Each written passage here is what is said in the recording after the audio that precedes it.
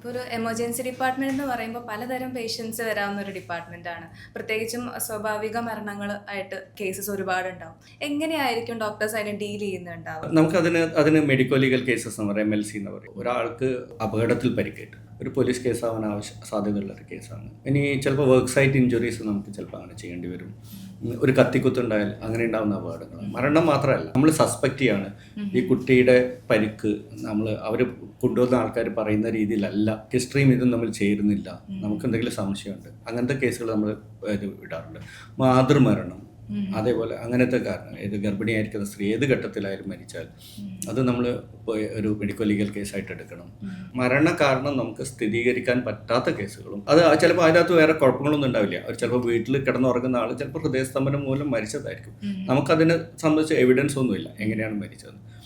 അപ്പം അങ്ങനെയുള്ള കാര്യങ്ങളും ചിലപ്പോൾ നമുക്ക് പോലീസ് ഇൻറ്റിമേഷൻ അയക്കേണ്ടി വരും. കാരണം നമുക്കത് അന്വേഷിച്ച് സ്വാഭാവിക മരണമാണോ അസ്വാഭാവികമാണോ എന്ന് അറിയാനുള്ള ഒരു വഴി നമുക്കില്ല. ഇനി ഞങ്ങളിത് ചെയ്തിട്ടില്ലെങ്കിലുള്ള കുഴപ്പം നമ്മൾ ഇന്ത്യൻ ജസ്റ്റിസ് സിസ്റ്റത്തിനെ സഹായിക്കാതെ നിൽക്കലാണ്. ഇപ്പോൾ ജസ്റ്റിസ് ഡെലിവറി ചെയ്യണമെങ്കിൽ ഇങ്ങനൊരു കാര്യം ഞാൻ അറിഞ്ഞിട്ടുണ്ട്, ഞാൻ പോലീസിനെ അറിയിക്കണം. അപ്പോൾ ഒരുപാട് ഉദാഹരണങ്ങളുണ്ട്. നമ്മൾ കോഴിക്കോട് ഉണ്ടായിരുന്ന ഒരു അതിഥി നമ്പൂതിരി കേസ്, ഞാനാണ് കുട്ടിയെ കണ്ടത്. ആ കുട്ടിയെ കൊണ്ടുവരുമ്പോഴൊക്കെ കുട്ടിയുടെ ശരീരഭാഗത്ത് പല തരത്തിലുള്ള പരിക്കുകൾ ഉണ്ടായിട്ടുണ്ട്. അവർ ചികിത്സ നിഷേധിച്ചുകൊണ്ട് കുട്ടിയെ എടുത്ത് വേറെ ഹോസ്പിറ്റലിലേക്ക് പോവുകയാണ്.